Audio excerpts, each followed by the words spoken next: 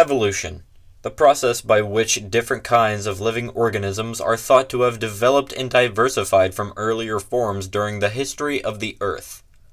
Similar, the gradual development of something, especially from a simple to a more complex form. When you think of evolution, your mind probably points to the theory of evolution, or it could divert to culture. Perhaps popular culture, maybe food, or, if you're like me, your mind probably thinks of Transformers, because you're a nerd, to an unhealthy level. But how can you blame me? This franchise, and more importantly, the line that came out in 2018, Studio Series, has a lot to do with today's topic.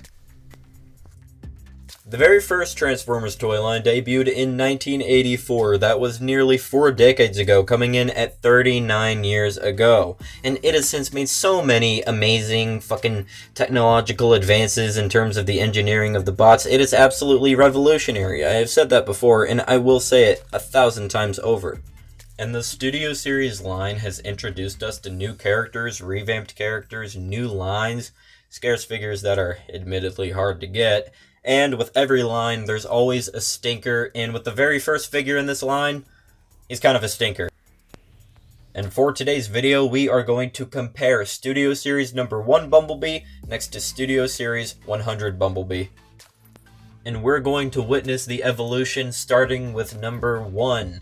The very first Studio Series Bumblebee, the one that kick-started this line back in 2018.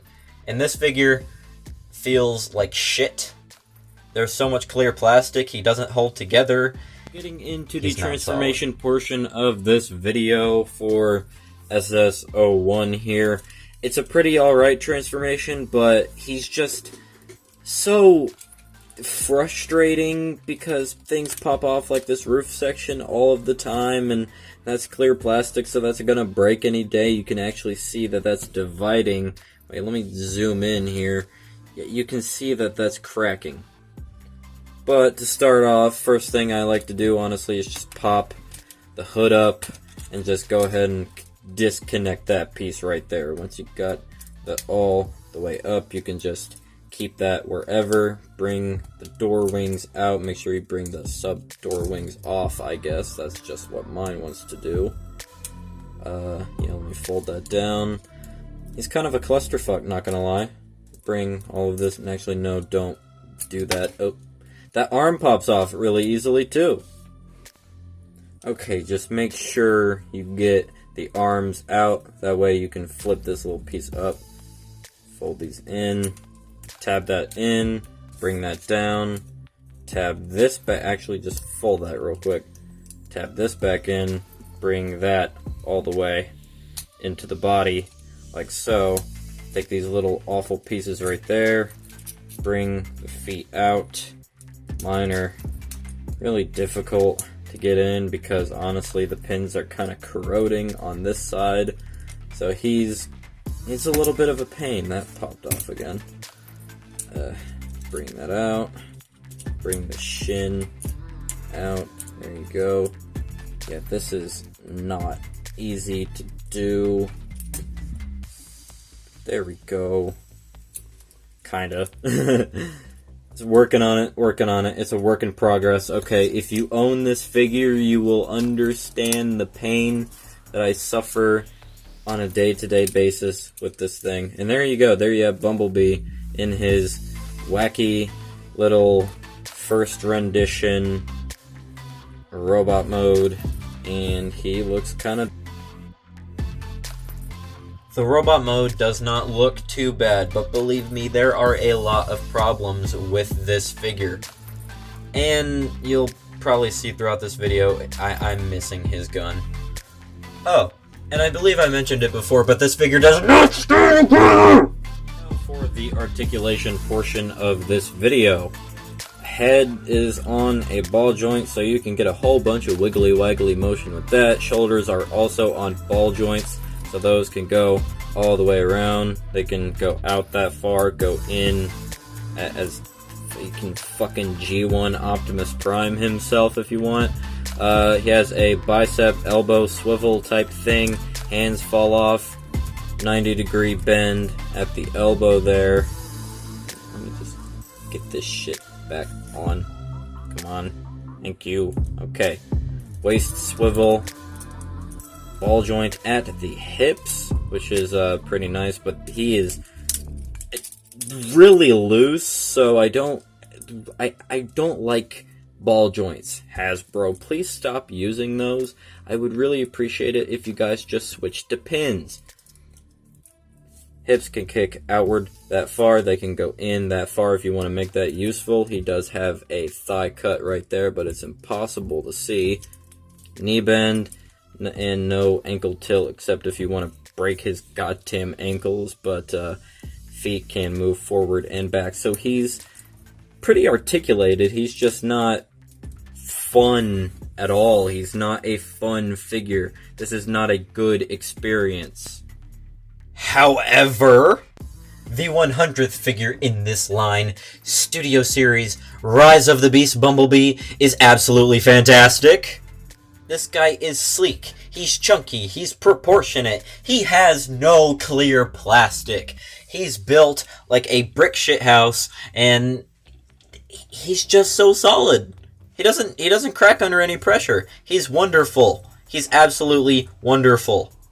Undercarriage and not enough paint aside, you owe it to yourself to get this figure. He is a solid rendition. Something that is a lot more fun. The transformation for Rise of the Beast Bumblebee is very streamlined, very fluid, very fun to do. First thing I like to do is just pop open the doors like so. Bring all of the, actually just go ahead and detach all of that.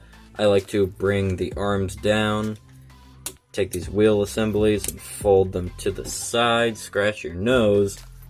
Untab the legs. Bring the feet down on these double hinges and make sure you fold this piece down like that.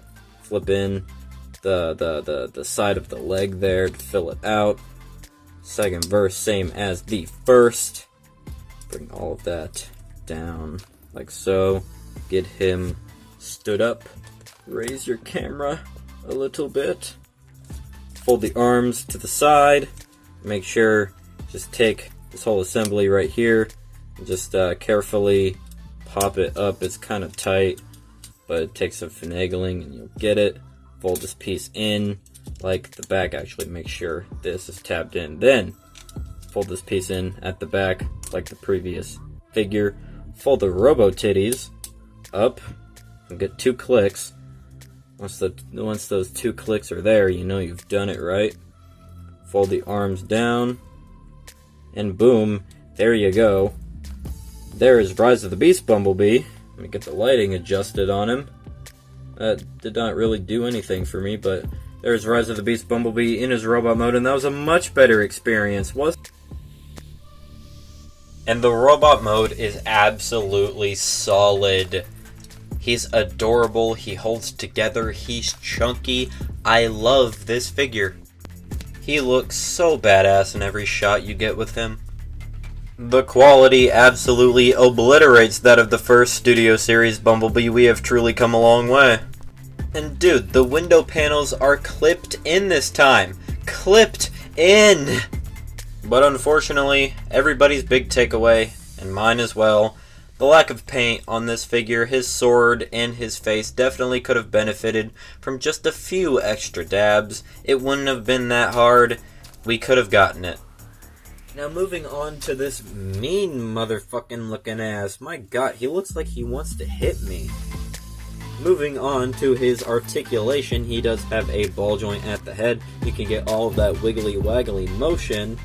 He does have ball joints at the shoulders as well. They can go out that far, they can go in that far, they can rotate 360 degrees, though the door wings do get in the way. He has a bicep swivel-ish kind of thing, an elbow swivel. Elbow joint is connected to the bicep, so you can do whatever you want to with that. Nothing at the wrist. He does have a waist swivel. Hips can kick forward that far, backwards that far, and they can move out. Not that well, honestly. Bumblebee is seen performing a lot of high kicks in these movies, so that's kind of sucky. He does have a weird click at the knee, and then you can get about 90 degrees. So that is honestly a pretty big fucking nitpick of mine. He has a swivel at the foot and an ankle tilt. You can break his foot and you cannot rock it back, which is very, very sad. I wish there was another swivel like connected to this hinge, something just to make that be able to swivel so he can kick his foot forward. Whatever, it's not really a big deal, I guess. But yeah, this figure is pretty poseable. Overall, I do believe these two represent a very solid case for how Studio Series has evolved since 2018. And I didn't make this video to say that I hate the first Studio Series Bumblebee, even though it wouldn't be unpopular to do so. As a matter of fact, they came out with a cloaker Bumblebee that fixed most of this guy's issues after the fact. This is simply what we got for the time 5 years ago. 2007 Bumblebee walked, so Rise of the Beast Bumblebee could run. It's as simple as that. And though I don't have SS01 Optimus, he is a very good example for this as well. However, that figure was reportedly a good experience. This figure is not a good experience. As a matter of fact, he is not objectively good at all. He falls apart. He doesn't hold together well whatsoever. He is a flimsy, floppy mess. And though it started out pretty rough, I am very, very happy that this line is still going. We are able to get absolutely amazing figures nowadays like Fallen and Shockwave. A lot of people, including myself, do nag on Hasbro quite a bit, but they have proven themselves capable. And with over 100 figures in the line so far, I can still safely say that I'm excited to see where this line goes. It has a lot of promise. And, as a matter of fact, this line will always evolve. Thank you guys so much for watching. This has been That Nerd Isaac 2006 rolling out. Peace.